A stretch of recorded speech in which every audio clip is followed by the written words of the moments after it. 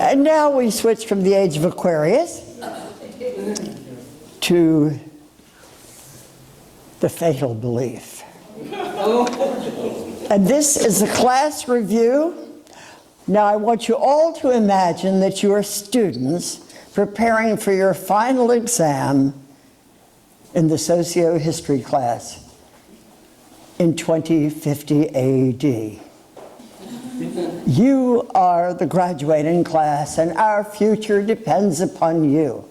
And I notice a few of you played hooky today.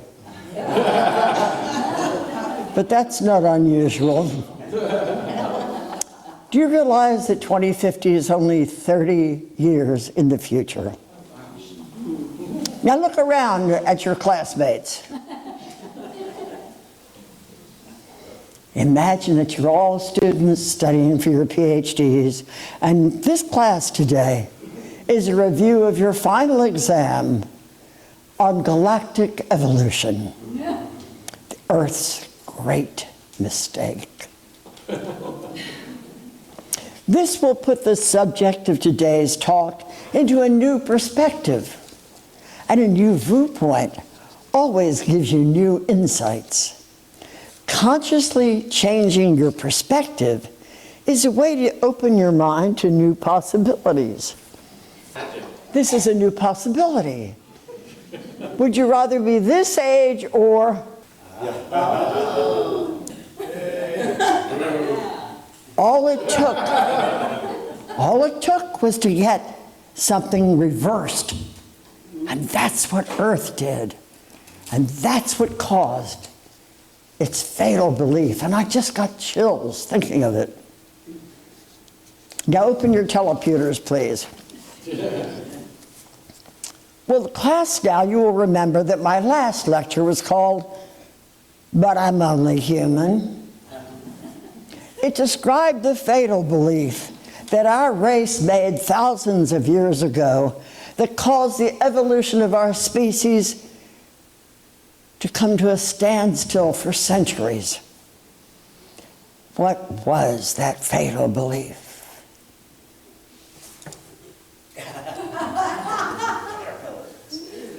The belief that they were only human.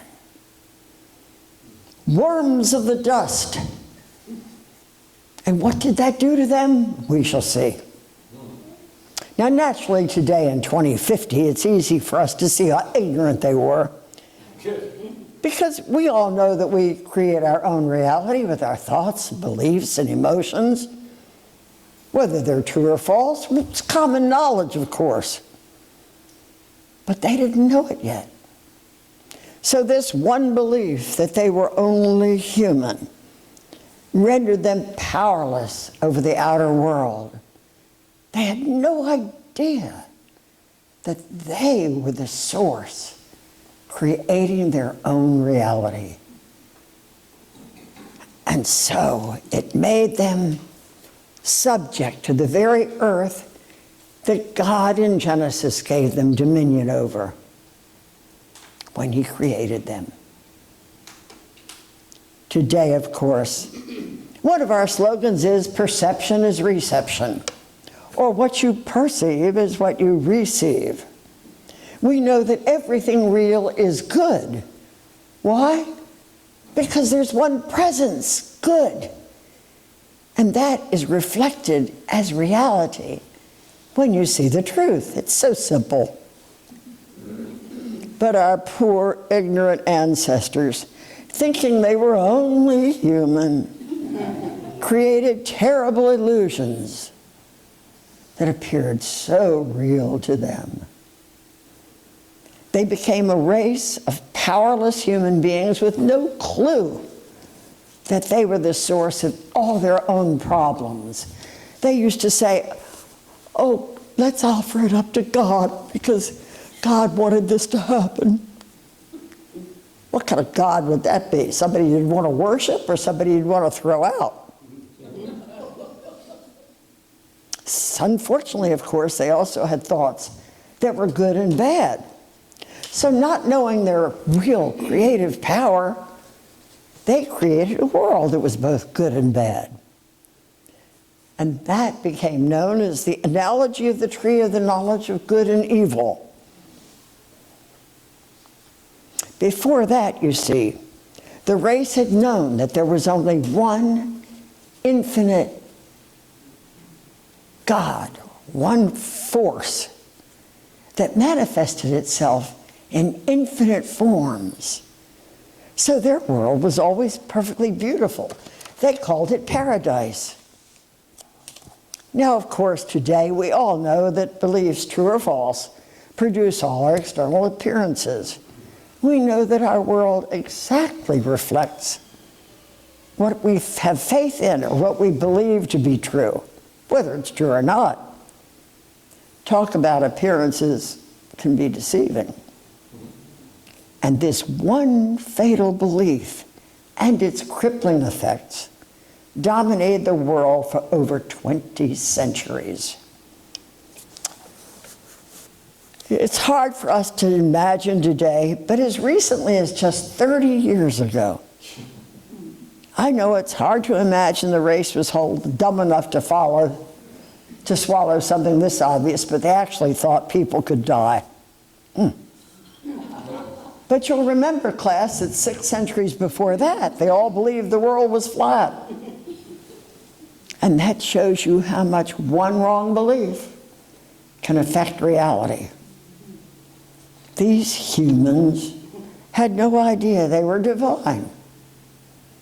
They wouldn't have believed it if you'd told them. And when somebody did go back and try to tell them, they crucified him. That's how backward and vicious and stupid humanity became. All because of one fatal belief. Even today, a few of our own people stubbornly refuse to believe it. We told them the truth would set them free from their self-inflicted horrors, but do they believe it? Nope. Here it is, the year 2050, and there is still a group that refuses to believe we can travel to other galaxies through stargates or wormholes. Oh. Anyway, many of our ancestors believed all these lies, despite the fact that their own recognized book of authority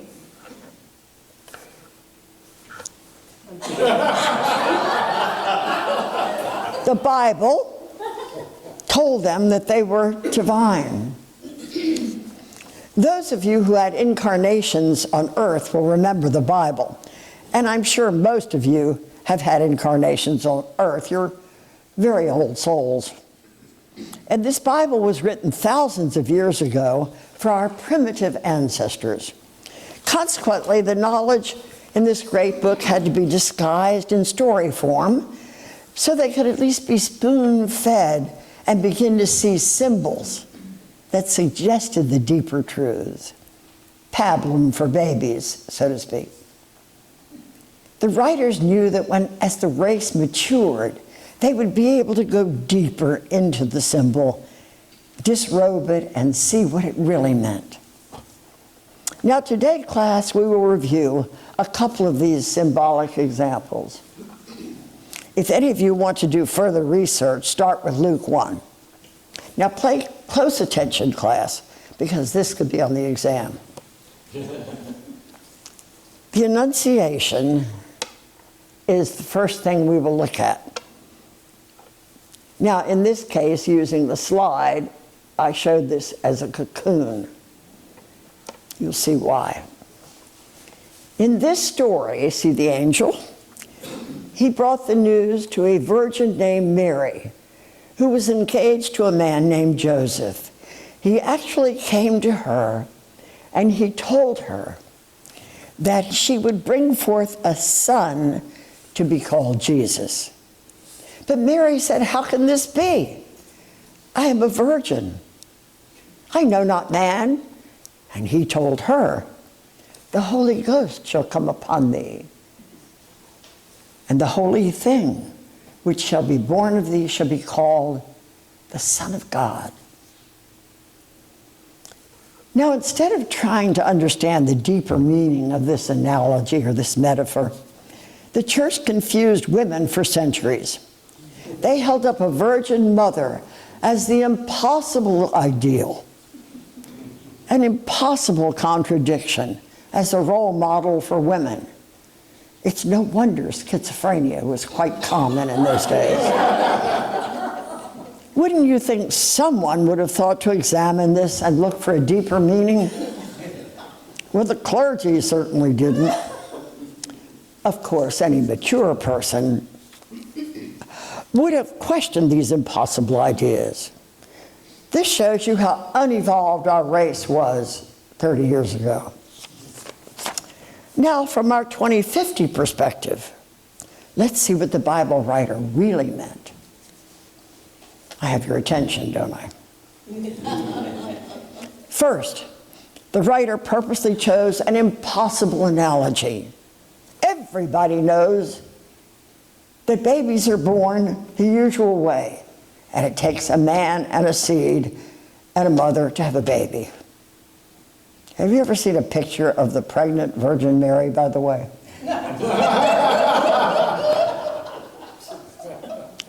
The angel who pronounced her pregnancy represented an idea, a conception, coming from a dimension higher than the physical.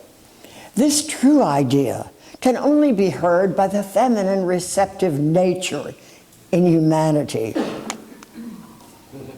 The writer stressed this concept, this conception didn't come from any man. And notice that Mary, symbolizing the individual mind or soul, had to agree to accept this idea. A lot of people miss this when they read the story. She said to the angel, "Be it done unto me according to thy word."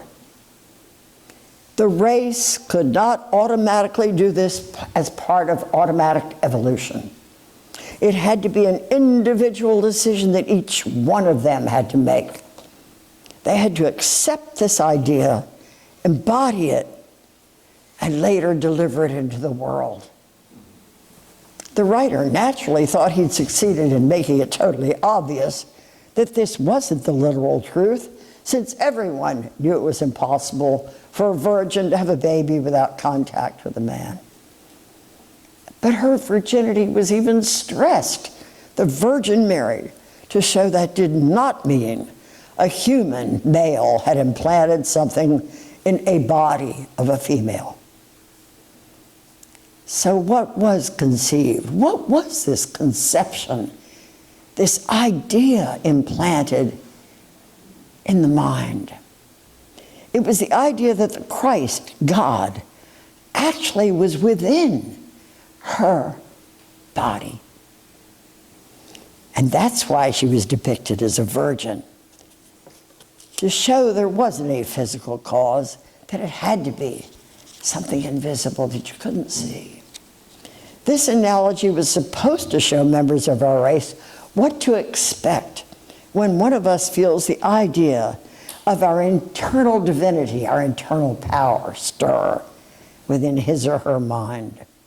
It's so obvious. How could the race have missed this idea for so long? Did you make a note on your teleprompters? Incubation. The new idea of divinity within us is not born, nor does it manifest overnight. It develops slowly, like the growth of a baby.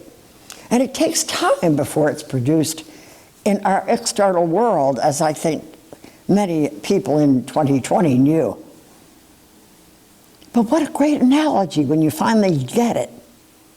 The Bible tells us the babe in the womb, the idea of divinity, must be nourished and protected within us for a time. And finally, the symbolic babe is born in a manger and not a palace.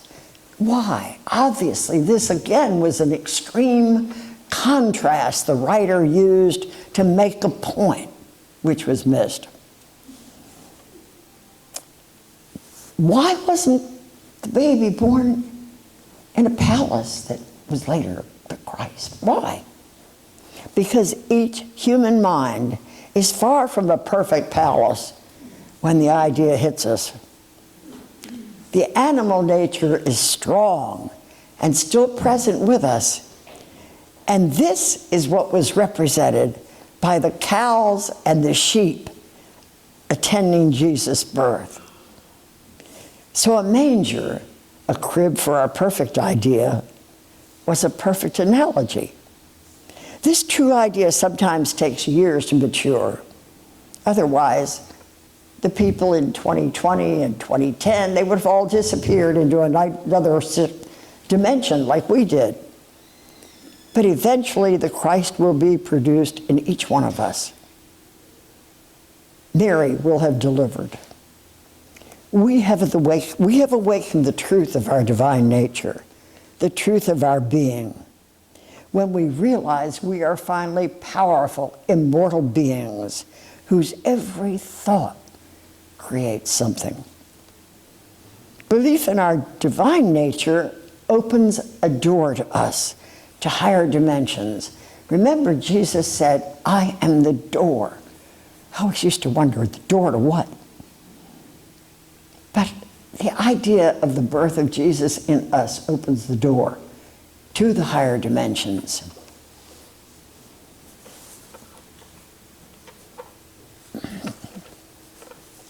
How did the Bible portray the end of Jesus? This is the second analogy.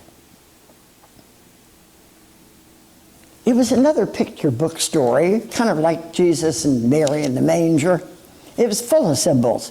It was written that he was reviled and crucified on a wooden cross, where he took 3 hours in an agonizing death. Now, when you look at this picture, does this tell you that we are powerful beings? Unfortunately, churches fixated on this end, this crucifixion, the cross of death. And it became the symbol in almost every church, and still is in a few that are left.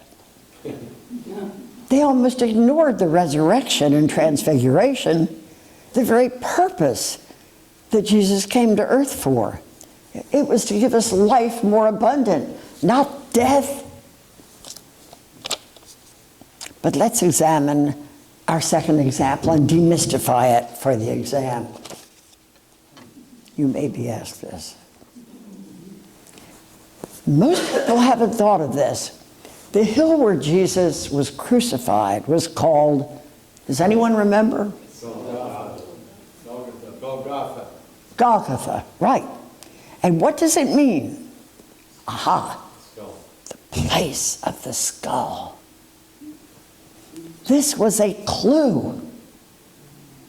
What really died lived in Jesus and mankind's skull. The death, not of Jesus, but the death of the fatal belief that we are human. And when Jesus died in Matthew 27, it was written, and the veil of the temple was rent in twain from top to bottom. The veil that was ripped open was the body, the human costume that Jesus wore that concealed his divinity so he could walk among earth in the primitive group that he was seeing. And when he died, that veil tore and allowed his divine body within to escape its prison, its cocoon of flesh. Death was manufactured by the fatal beliefs of our race. As people matured, people were meant to realize that the crucifixion was just that, a fiction. It represented the death of a false idea that men were only human. Well, that is magic. Our ancestors were meant to focus on the results of Jesus' apparent death, not his crucifixion. Remember, at that time, death was normal for people. I know it's hard to realize. The execution of criminals on the cross in those days was not even a rarity. So what was unique about Jesus' death? What was the Bible trying to tell people? It was pointing to the first example of someone choosing death to demonstrate life, resurrection, and transfiguration, and then finally ascension to those higher dimensions that we now occupy. As long as the race continued to believe in aging, disease, and death, they continued to experience it. Now, the Bible specifically said that Jesus rose from the dead and rose in a burst of light above the earth. But again, the church kept a cross as its symbol, the exact opposite of what Christ taught. And this focused, by the power of suggestion, generation after generation, on the idea of agony and death being acceptable and accepted. But he came to demonstrate the resurrection, to reveal the divine being within all of us. Paintings of Jesus' transfiguration always show him in a robe of brilliant light, and he's ascending into the clouds higher.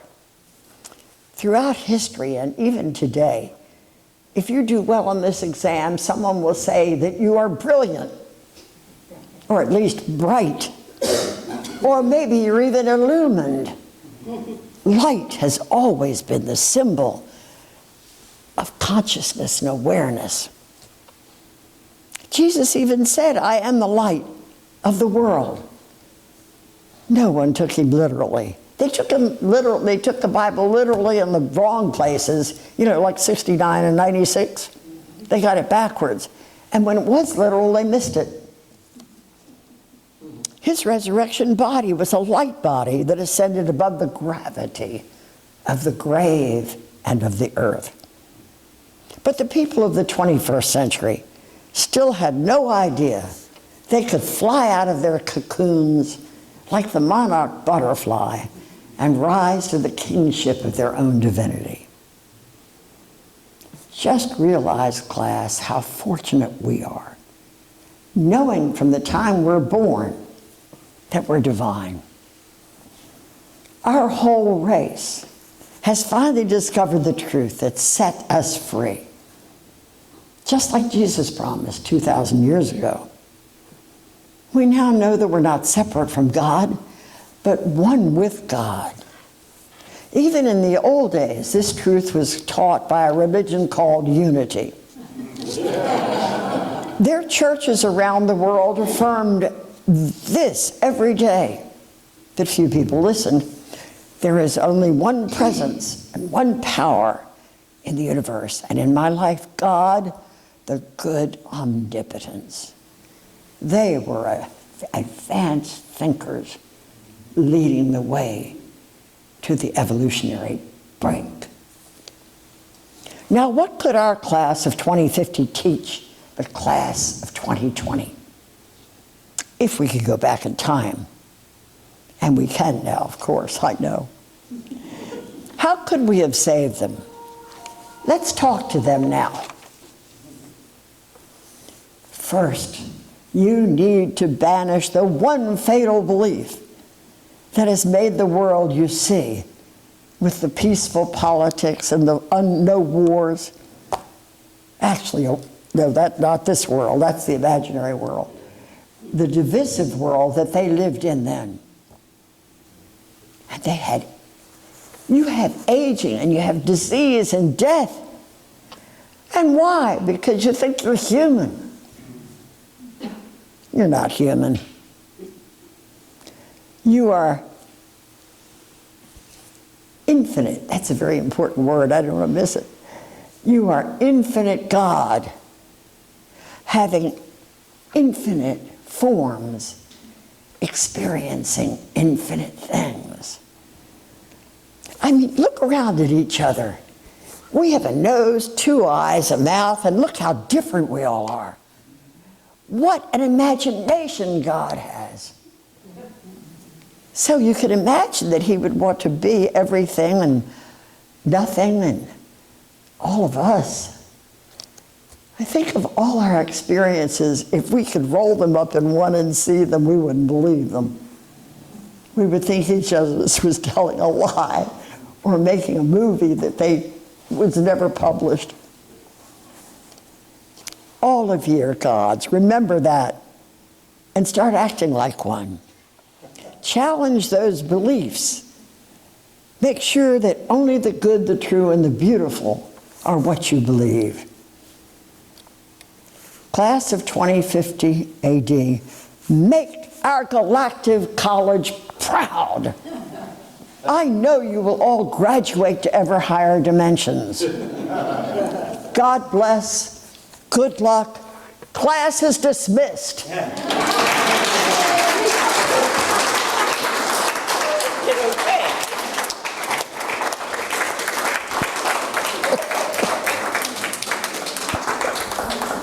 I kind of like that. I believe it.